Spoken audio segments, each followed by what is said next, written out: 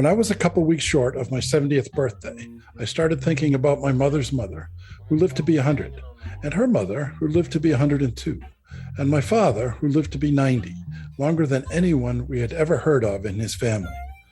I began to think that maybe our generation could be the first to routinely live to be 100. When I talked about this at family dinner one night, my granddaughter, who was 5, said, "What are you going to do for the next 30 years, Grandpa?" Hello, I'm Dr. Janet Price. And I'm Gregg Kaloust. And we are Oldish. And this is our podcast, Oldish. If you're oldish or know someone who is, please join us every week for conversations amongst ourselves And our special guests about what it means to be oldish in the 21st century. If you ever wonder whether you're getting old, you're oldish. What are you going to do for the next 30 minutes? Hi, I'm Greg, and I'm oldish. Hi, I'm Janet, and I'm oldish. Welcome to this episode of our podcast, Oldish, Conversations on Aging in the 21st Century. Hi, Greg. Hi, Janet. How are you today? Well, I'm coming to you with lots of feelings. We just had an election less than a month ago. Seemed like a good time for us to check in with each other and see how we're doing, how we're surviving, what this time has been like, what it's like to imagine the future. The future is tomorrow, next week, next year. So what do you think? Do you want to spend a little bit of time talking about something that's hard to talk about? Yeah, I think we should. I certainly have been spending a lot of time thinking about the election for several months. Everybody that I talk to, that's one of the main topics of conversation. Almost everybody that I talk to says, do we have to talk about it? I, like everybody else our age, have long since selected out of my friend group the people that I don't agree with, because I think that's how people do, right? So I've solidified my bubble around the political questions in particular, because more so than at any other time in my life, there is a really stark issue with the political party and the person who just won the election. And it's just hard for me to talk or even to find anybody in my social circle who doesn't agree with me that the person and the political party who just won the election bear almost no resemblance at all to what I think our country is supposed to look like. Whichever side of that question you come down on, whoever you voted for, there's a very high likelihood that people that you care about and are related to have very different feelings about it. So I'm spending a fair amount of time dealing with that. But we talked a little bit earlier about, I used to think I wanted to keep politics out of our podcast because it's not really anybody's business whether I'm a liberal or a conservative. But I don't feel that way right at the moment. I feel like I am a liberal. I'm probably way more liberal than almost anybody knows. Some days it feels like I'm even more liberal than I am. But that's that's how I grew up, and that's how I feel. And I feel a great deal of dismay. I grew up finding Republicans way more conservative than I was. I had always had difficulties with some Republican issues, but Eisenhower was a Republican. And what I thought about him growing up in the 50s was the worst thing about Eisenhower was that as a young kid, I just thought he was boring. They wanted to play golf and so on and so forth. But when I look back, and I've been doing that a lot in the last 10 years, ever since we started hearing this Make America Great Again thing, I figured, yeah, you want to go back to the 1950s. But when I look at the 1950s, Eisenhower continued on the New Deal. He continued on the policies in which the Republican Party agreed with the Democratic Party that the best way to bring our country forward was to bring everybody with it. So there was a huge economic boom. People coming back from World War II and from Korea we built the highway system, which is, for better or for worse, just this enormous project. And when the country and its infrastructure got all modernized, and it got paid for by people, even wealthy people, paying taxes. And people didn't scream about that. People forget that under Eisenhower and right through at least the middle of the 1960s, I don't remember when this shifted exactly, but under Eisenhower, the marginal tax rate for the highest income earners was 97%. I forget what the threshold was, but over X number of dollars of income every year, everything above that, they paid 97% on it.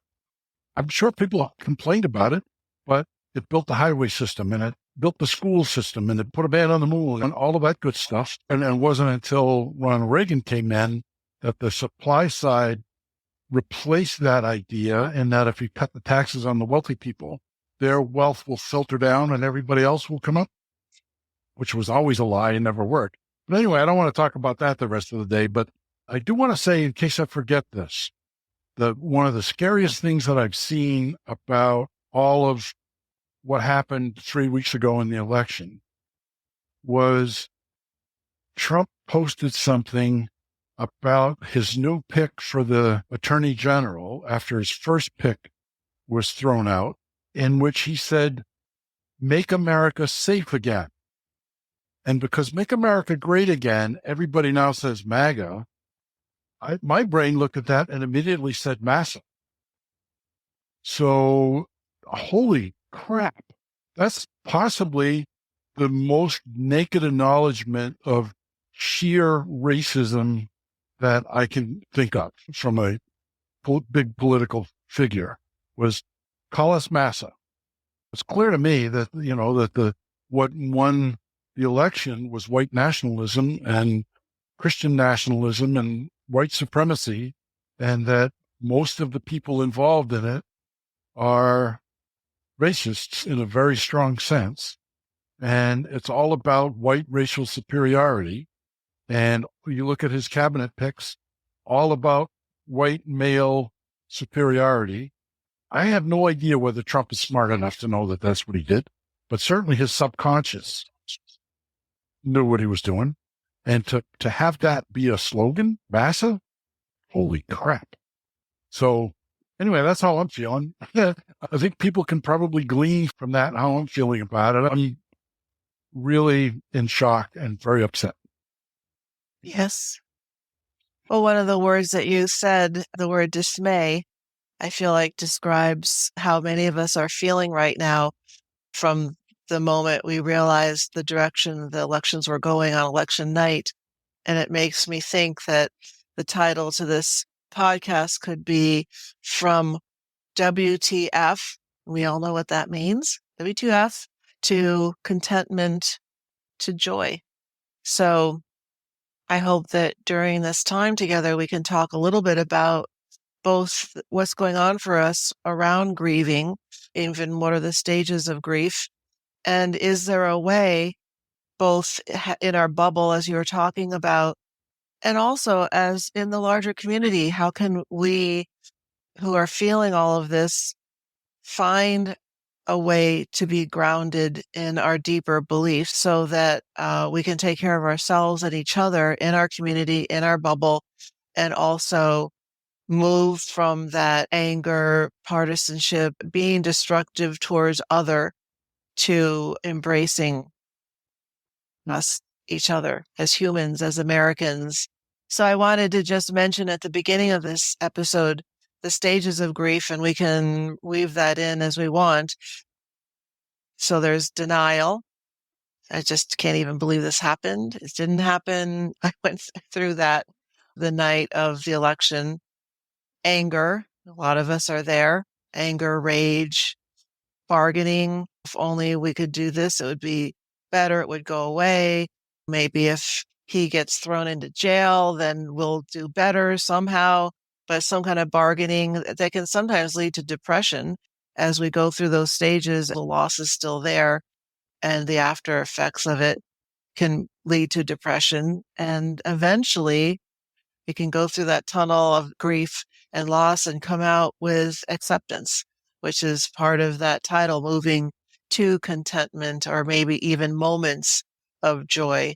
And just to also say that in that model, it's not a linear model. We can float back and forth between, oh, I think I'm okay. No, I'm still really angry. Well, I'm kind of feeling depressed. But maybe if the country could just do this, the bargaining piece. So where do you think you are in that process, Greg?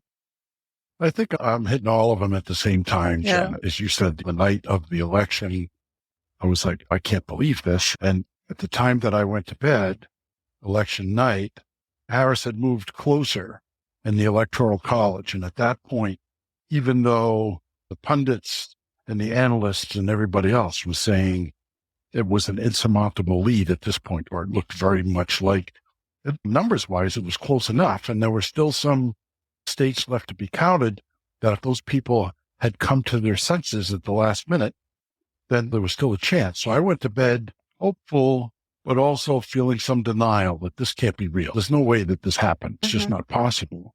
And when I woke up in the morning, it was such a jolt and I was prepared for, everybody said, well, we might not even know for a few days. But by the time I woke up the next morning, it was like, yep, that's the way it is. And I could clearly see where the anger was coming from, because it was such a jolt out of the way that I thought my life was into this new reality, that it just really pissed me off. What's wrong with people? And I'm still feeling a lot of that. It's like, what's wrong with people? How can people not see through the lies and the BS and the ego and the craziness, the absolute craziness? And so I'm still feeling a lot of that. I still, as you can tell from my tone of voice, I'm still feeling a lot of that. But I also started bargaining. By the end of that first day, I was saying to people, the really bad stuff that we're all thinking is going to happen is really still in the future, because Trump is not president yet. He got elected to be the next president, but we still have 3 months to go before he's actually the president. So although it's very likely that some really horrible stuff is going to happen right away, it's not happening right this very minute. So maybe things will turn out for the best. Or maybe back in the old days, people used to run on the right or the left, and then after they won, they'd come back to the middle, because it was really hard to govern from the right or the left. And now it's impossible to govern, but that's the way it is. It's been kind of impossible to govern, although Biden did accomplish a lot of stuff in his term. He really did get even some bipartisan stuff. You can see it out on the roads everywhere you go. There's construction projects going on. There's some bargaining. Is depression was the next one? So I'm feeling I'm feeling a little bit depressed about it, but I've done such a good job over the last several years at eliminating my natural tendencies toward depression that it's like I'm floating above the depression a little bit. And depression certainly isn't going to do any good at this point. The only person who me being depressed about the election would have a negative effect on is me. It's not going to change anything. So I know that. Not up to acceptance yet. I'm not up to acceptance. I'm taking some solace in the clown show of who is being nominated for the most important positions in our government.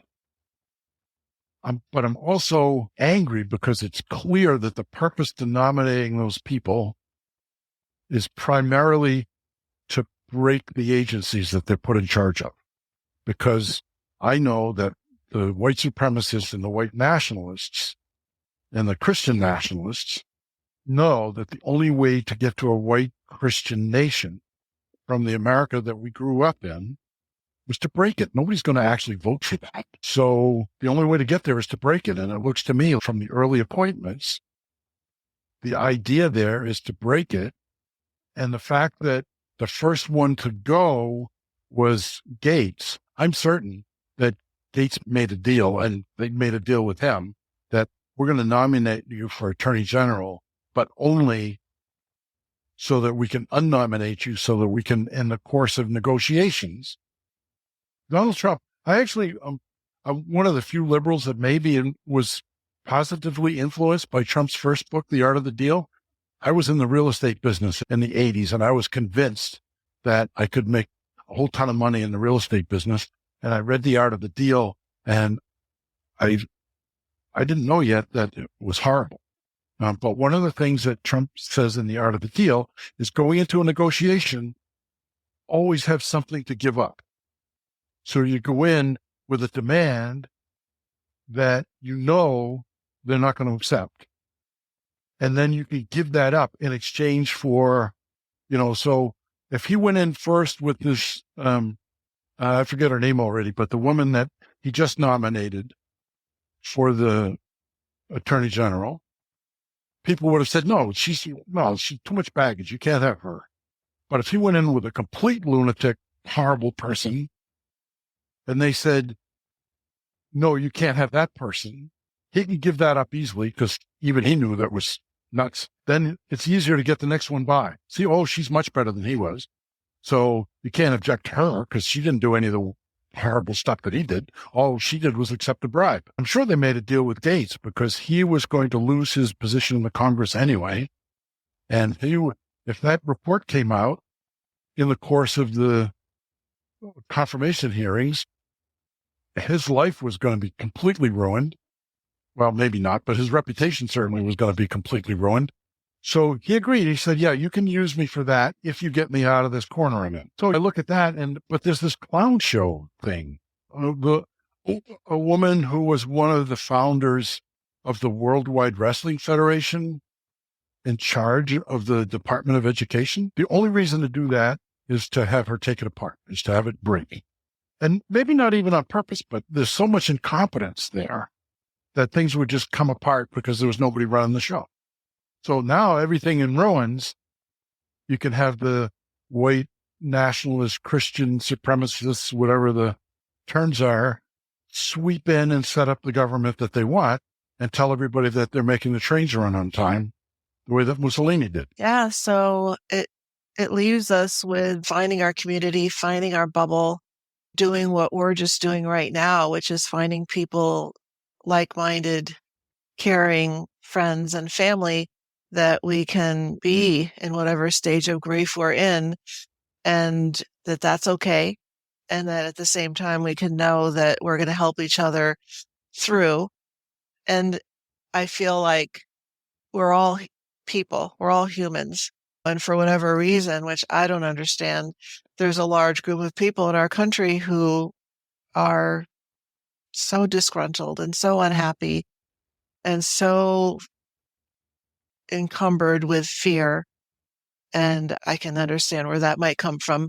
But to let that take over, I'm kind of feeling like we have a responsibility to do our own work and take care of ourselves around our grieving, and also to, at some point, maybe when we get to acceptance, but since it is a fluid process, as we're in and out of acceptance before we're fully in the acceptance mode, and this part of our experience is fully captured in our tapestry, as you were mentioning earlier before we started recording, that we can then be and model, that we first of all can experience in the midst of all of this some contentment, in the sense of what you just said about where are we right now? Right now he's not even president. We have 3 more months. And then after he becomes president, how much of what he's saying he's going to do will he be able to do? I don't know. And he's there for 4 years, and that's it. 4 years at the most. It's kind of like fastening my seatbelt, knowing this is going to be bumpy, scary, probably horrible at times. And then we're left with also, are there moments of joy that we can find in our lives? Possibly, probably not related to politics, but the joy of being and contentment of being alive, of knowing that we can make it through together. Yeah, but I agree with some of that. But one of the groups of people that I imagine having real difficulty with that is families of immigrants. It's going to be very, very real for them very fast, because I'm pretty sure that even without congressional authority, people get nominated to the cabinet, there may turn out to be some people of courage in the Republican Party to block some of those nominations and make him turn to better people. But I'm pretty sure that he can start doing his deportation stuff as soon as he wants to, and he feels like he has to do that and wants to do that. There's a huge number of people who are in the country supposedly illegally and are undocumented. There's a whole bunch of people like the Haitians who are in Springfield, Ohio, not at all eating our cats and dogs. Those people are here legally, but under a program that Trump says is not legal. So those folks get deported also. People who are really a big part of our community and have been for years. It must be really scary for them. And, I'm an old white guy, so I don't think I'm going to get deported. Although sometimes I wonder, if somebody listens to this podcast, will they round me up and deport me anyway? One of our options is going to be, and I think this is the first time we're going to have a chance to do it, is when the deportation effort starts. People of conscience are going to stand up against that one way or another. And I hope that I find myself standing there too, standing up against that. When there's a fear of that we might get rounded up, and who knows what happens to us. But I'm not too worried about that. But I would hope that I would be standing up for those folks. And other than that, my life hasn't changed yet. So I'm still able to find moments of joy. One of the things you're raising is I'm thinking about what are the strategies that we can hold on to, including being in our community, having our bubble, what you're just talking about, the piece of activism, find where we can try to make a difference, all of the areas that this new administration is going to try to destroy. I think that this is a really important time for all of us who are lucky enough to be comfortable, and whether it's being a white male or whatever category you find yourself in that is less attacked, less focused. I'm thinking about something Michelle Obama used to say about when they go low, we go high. And so I think this is an important time to, again, not be trapped in fear. We have fear. It's a very scary time. It's a very unpredictable time. And to be able to try to go high. And that doesn't mean, everything's fine. It means whatever it is that we are active in making a difference. And then the part about contentment and even moments of joy, one of my biggest heroes in my life has been Nelson Mandela, spending all those years in this little cell, and how he came out of that time a changed person and focused and driven by contentment and joy and acceptance and fighting with activism for the wrongs and the hurts. But that idea of, as we are, like, now I feel I am already in a minority in so many ways, being a woman, being biracial, oldish. There's so many ways that I'm not in the mainstream, but this is definitely another area. When he won, I felt so much in the minority. I felt like, even though I'm living in a state where it's more liberal, just that sense that I'm surrounded in the country by many people who don't think the way I do. Many people. And in a way I can't even understand. And so I feel a personal internal responsibility to find internally a place of contentment and notice moments of joy in the midst of this chaos and this very evil cloud over us. I want to wrap up by saying something actually hopeful and positive, which is the way that it looks like it's turned out, that Trump, in terms of the popular vote, Trump got less than 50% of the popular vote, which means that of all the people who voted, more than half of the people who voted against Trump. So that gives me some hope that other 50+% of people are people who are thoughtful and kind and strong and willing to stand up for their beliefs and have open hearts and open minds. And in my world, very high in the list of those people is you. And so I'm very hopeful that you and I will continue to strengthen our relationship and perhaps be called on to use the strength of our relationship to help things spin around to a more positive direction for a while. And so, as always, it's been great to have this conversation with you, even though it's not the subject matter doesn't make me happy. The fact that you're in the world and I get to have this conversation with you does. I agree. That was beautifully said, Greg. I don't even need to repeat any of it. It's just beautiful. And I feel the same. And thank you for being in my life. You're welcome. It's my great pleasure. So thanks, Janet, and enjoy your next couple of weeks. I know you're going on a big trip and you'll be all right. Well, I'm wondering if I look American and if anybody's going to say something to me about the state of our country, but I'm ready for it. Oh, you look like America to me. Okay, good. Okay. Goodbye, Janet. Bye, Greg. That's it for now. Thanks for listening. This is a difficult conversation to have, and we imagine there are versions of it going on all over the country. We hope you have a happy Thanksgiving and can find ways to be thankful, including for those friends and family members you may disagree with. Please try to remember the miracle of America is that we know we are all in this together. Coming up soon will be the next installment of Oldish Book Club. We're reading It's Not All Downhill From Here by award-winning author Terry McMillan. It's a fine novel about an oldish woman who is surprised by life and finds a way forward with the help of her friends. Chances are you'll see yourself in this book. Please join us for what's sure to be a lively conversation. You can leave comments or requests for topics or guests on this or other episodes at www.oldish.me. There's a link there, too, if you've wondered how you can help support our podcast. If you like what you heard today, please tell a friend and rate and review our podcast on Apple Podcasts or wherever you listen to podcasts.